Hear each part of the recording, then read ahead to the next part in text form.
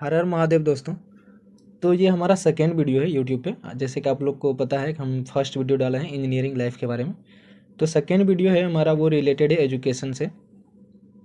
Education से related इसलिए है कि जो स्टूडेंट हमारा 10th और 12th का एग्ज़ाम दिए हैं इन 2023 यानी 2023 में जो एग्ज़ाम दिए हैं, वैसे कैंडिडेट जो 10th का एग्ज़ाम दिए और 12th का, यहाँ तो हम लोग को पता रहता है कि हाँ क्या करना चाहिए 10th के बाद और 12th के बाद क्या करना चाहिए। ये सही दिशा, ये सही मार्ग में स्टूडेंट नहीं जा पाता है, जिसके वजह से आगे चल के उनको परेशानी होता है। सबसे पहले हम लोग बात करेंगे कि 10th वाले स्टूडेंट को कौन सा कोर्स या फिर कौन सा सब्जेक्ट लेना चाहिए, या जो होता है हमारा संकाय आर्ट्स साइंस कॉमर्स 12th में।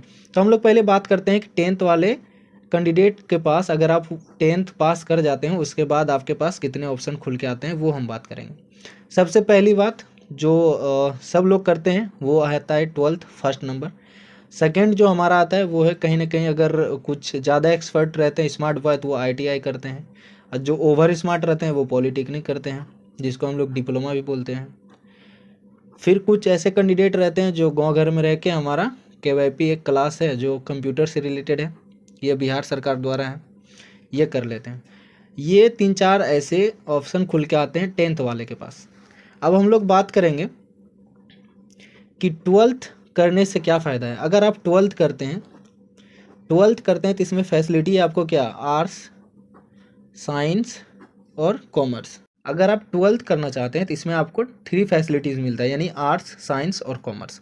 अब यहाँ पे हम लोग बात करेंगे कि अगर कोई स्टूडेंट आर्ट्स लेता है तो उसके लिए जो, अगर आप आर्ट्स लेते हैं 12th में और आफ्टर 12th यानी कि 12th के बाद अगर आप BA में एडमिशन लेते हैं तो उस टाइम में आप BSc करना चाहते हैं, यानी कि आप चाहते हैं कि हम 12th में आर्ट्स ले लिए और हमको BA में यानी कि जो ग्रेजुएशन है उसमें आप BSc करना चाहते हैं, यानी कि वहाँ पे आप साइंस से तैयारी करना चाहते हैं, तो वो आप नहीं कर सकते हैं। ये अगर आप आर्ट्स लेते हैं तो इसका डिसएडवांटेज है, यानी आर्ट्स अगर आप लीजिएगा तो आपको ग्रेजुएशन में भी आर्ट्स पेपर ही सिलेक्ट करना है, आर्ट्स पेपर ही रहेगा। अगर आप साइंस यहाँ से लेते हैं तो फिर आफ्टर आप ग्रेजुएशन में आर्ट्स पेपर चेंज कर सकते हैं। ये तो हो गया हमारा 12th के बेसिक पे। अब हम लोग बात करेंगे ITI के बारे में उतना मुझे नॉलेज नहीं है, तब फिर भी मैं बात करता हूँ। ITI ये शायद 2 साल का कोर्स होता है, और हाँ टाइमिंग एक इम्पॉर्टेंट रहता है। अगर आप 12th में एडमिशन लेते हैं तो ये आप पास कर जाएंगे 2 ईयर्स में, ये आप 2 ईयर्स में पास कर जाएंगे। अगर ITI में भी आप एडमिशन लेते हैं तो ये भी 2 ईयर्स में पास कर जाएंगे। अभी ये पहले तो हम ये दोनों में कंपैरिजन करेंगे। अगर आप 12th करते हैं तो इसके बाद आप ग्रेजुएशन के लिए एलिजिबल हैं, यानी कि आप ग्रेजुएशन में एडमिशन ले सकते हैं। ITI भी करते हैं तो आप ग्रेजुएशन में एडमिशन ले सकते हैं, क्योंकि शायद ITI करने के बाद ये 12th का डिग्री देता है। अब जहाँ तक पॉलीटेक्निक के बारे में मुझे बहुत अच्छे से पता है, क्योंकि मैं भी पॉलीटेक्निक का स्टूडेंट रहा हूँ। चलिए पॉलीटेक्निक के बारे में हम लोग बात करेंगे। अगर आप पॉलीटेक्निक लेते हैं 10th के बेसिक पे तो आपको 3 ईयर्स इसमें कोर्स कंप्लीट करने में लगेगा। अब यहाँ पे बात आता है 3 ईयर्स आपको कोर्स कंप्लीट करने में लगेगा। अब इसमें पॉलीटेक्निक में ब्रांच रहता है, जैसे हमारा पहला ब्रांच है सिविल, फिर है मैकेनिकल, फिर है इलेक्ट्रिकल, अब फिर है इलेक्ट्रॉनिक्स, अब फिर है कंप्यूटर। ये हमारा 5 ब्रांच है। अब इसमें से आपको कौन सा ब्रांच में एडमिशन लेना चाहिए ये इम्पॉर्टेंट है। अक्सर होता क्या है कि हमारा जो है इकोनॉमिकल प्रॉब्लम, यानी कि आर्थिक स्थिति जिस स्टूडेंट का सही नहीं है, वो पॉलीटेक्निक निकाल तो लेते हैं बट कहीं ना कहीं वो ब्रांच सेलेक्ट करने में फिर डिस्टर्ब हो जाते हैं और फिर आगे चल के उनको प्रॉब्लम आती है। तो चलिए हम लोग बात करते हैं कि बेस्ट ब्रांच क्या है पॉलीटेक्निक में। बेस्ट ब्रांच क्या है हमारा पॉलीटेक्निक में। तो सबसे पहले बात करेंगे बेस्ट ब्रांच का। अगर बात करें तो वो सिविल है, यानी कि अगर आप सरकारी स्कोप के नज़र से देखेंगे, हाँ जॉब वगैरह जो भी है सरकारी, तो वो सिविल का वैकेंसी जो निकलता है वो सबसे ज़्यादा रहता है। उसके बाद मैकेनिकल का, उसके बाद इलेक्ट्रिकल का, उसके बाद इलेक्ट्रॉनिक्स और कंप्यूटर का। ये तो हो गया हमारा यानी कि गवर्नमेंट के बेसिक पे। अगर आप सरकार के भरोसे बैठे रहें, और आपको तो पता है बिहार सरकार कैसा है, तो बिल्कुल इसके भरोसे नहीं बैठना है।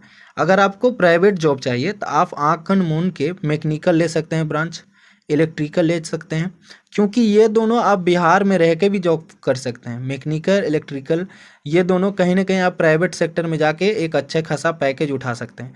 अगर आप सिविल करके सोचते हैं कि हम प्राइवेट सेक्टर में जाएंगे तो कहीं आपको उतना जो पेमेंट है वो सैलरी उतना नहीं मिल पाएगा। ये हमारा सिविल ब्रांच का डिसएडवांटेज है प्राइवेट सेक्टर में। अगर गवर्नमेंट में बात करें तो सबसे ज़्यादा इसका पेमेंट रहता है सिविल वाले के लिए। तो ये तो हमारा हो गया पॉलिटेक्निक का। अगर आप पॉलिटेक्निक करते हैं तो ये आपके लिए ऑप्शन है। फिर हमारा आता है पैरामेडिकल, पीएम। पैरामेडिकल में भी कुछ ब्रांचेज होते हैं, यानी कि एएनएम होते हैं, जीएनएम होते हैं, ऐसे करके। उसके बाद फिर इसमें पैरामेडिकल में, हाँ, पैरामेडिकल में कुछ ब्रांचेज होते हैं, जैसे कि इसमें ओटी असिस्टेंट, बहुत सारे ऐसे होते हैं। आप लोग नेट पे सर्च करके जान सकते हैं, क्योंकि वीडियो बहुत लंबी हो जाएगी। ये हो गया हमारा ओवरऑल 10th वाले स्टूडेंट के लिए जो 10th का एग्ज़ाम दिए हैं। तो ये सारे ऑप्शन आपके पास है। अब चूज आपको करना है कि कहाँ आपको किस दिशा में जाना है। तो बेहतर हम सजेस्ट यही करेंगे, अगर आप 10th पास कर गए हैं, अगर आप 3 मंथ यानी कि 3 मंथ अगर आप फ्री हैं तो प्लीज़ आप KYP कर लें, क्योंकि ये KYP आपको यानी कुशल युवा प्रोग्राम ये काम आने वाले हैं। अगर आप आगे चल के कोई भी टेक्निकल स्टडी करते हैं, यानी कि आप पॉलिटेक्निक करते हैं या ITI करते हैं, उस टाइम ये बहुत ही हेल्पफुल होगा KYP। तो ये तो हो गया हमारा 10th वाले स्टूडेंट के लिए। अब यहाँ पे हम लोग बात करने वाले हैं 12th वाले स्टूडेंट के लिए। 12th वाले स्टूडेंट के लिए ही सेम है, बस यहाँ 12th वाले के लिए यहाँ पे ग्रेजुएशन का एक लग जाएगा। हाँ, ग्रेजुएशन वो कर सकते हैं, एलिजिबल है ग्रेजुएशन के लिए। अगर आप 12th पास कर जाते हैं तो उसके लिए ग्रेजुएशन है। ग्रेजुएशन में भी आपको वही है, सेम संकाय, आर्ट्स, साइंस, कॉमर्स। अगर आप साइंस लिए हैं तो वहाँ आप आर्ट्स ले सकते हैं, यानी कि आप अपना संकाय चेंज भी कर सकते हैं। लेकिन अगर आप 12th किए हैं आर्ट्स से तो आप अपना संकाय चेंज नहीं कर सकते हैं। और ये जो है 12th वाले, ये भी हमारा ITI, पॉलिटेक्निक, पैरामेडिकल, KYP सब सारा चीज़ के लिए एलिजिबल है। बस यहाँ पे एक महत्वपूर्ण बात है कि अगर आप पॉलिटेक्निक करते हैं 12th बेसिक पे तो आपको 2 ईयर यानी कि 2 साल में लेटरल एंट्री मिल जाएगा, आपको 2 साल में फाइनल डिग्री मिल जाएगा। ये हमारा एडवांटेज है इस चीज़ का। लेकिन अगर आप जॉब के व्यू से देखिएगा तो आपका जॉब जो है वो 3 ईयर वाला, यानी कि आप 10th बेसिक पे ही करते हैं तो वो बहुत ही सही रहता है। अगर आप 12th में भी अगर आप 12th का एग्ज़ाम दे दिए हैं, उसके बाद भी आप पॉलिटेक्निक में एडमिशन लेते हैं तो पॉलिटेक्निक में आप 10th बेसिक पे ही लीजिए, यानी कि 3 ईयर लीजिए, क्योंकि वहाँ पे आपको बेसिक चीज़ें सिखाया जाएगा। अगर आप बेसिक ही नहीं जानिएगा तो फिर आपको सिविल इंजीनियर का बारे में, आपको अगर आप कोई भी ब्रांच लेते हैं या सिविल, मैकेनिकल, जो भी इलेक्ट्रिकल, आपको उसके बारे में बेहतर अच्छे तरीके से पता नहीं होगा। तो जिसके लिए हम सजेस्ट करेंगे, अगर आप पॉलिटेक्निक में जाना चाहते हैं तो वो 10th बेसिक पे ही जाएं, और अगर पैरामेडिकल में भी जाना चाहते हैं तो वहाँ भी आप 10th बेसिक पे ही जाएं। 12th कर लें, बहुत अच्छा, आपका बेस बहुत मजबूत हो जाएगा। और 12th अगर साइंस से किए हैं तो वो बहुत ही हेल्पफुल होगा पॉलिटेक्निक अगर आप कीजिएगा तो। और KYP अगर कर लिए तो ये तो बहुत ही ज़्यादा एडवांटेज है हमारा, क्योंकि KYP का वहाँ पर ज़रूरत पड़ता है पॉलिटेक्निक में। तो ये तो हो गया हमारा जो कि 12th और 10th पास किए हैं। बट अगर आप नहीं 12th और 10th पास किए हैं तो आप KYP के लिए नहीं एलिजिबल हैं, और ना ही ऐसा कोई डिग्री के लिए। तो आप पहले 10th और 10th पास कीजिए, उसके बाद ही ये सारे चीज़ के लिए एलिजिबल हैं। तो thank you so much watching my video. मिलते हैं नेक्स्ट वीडियो में नेक्स्ट टॉपिक को लेके। ये था हमारा पहला वीडियो एजुकेशन से रिलेटेड, यानी कि यूट्यूब के लिए दूसरा वीडियो और एजुकेशन के लिए पहला वीडियो। तो thank you so much watching my video. मिलते हैं नेक्स्ट वीडियो में। जय हिंद।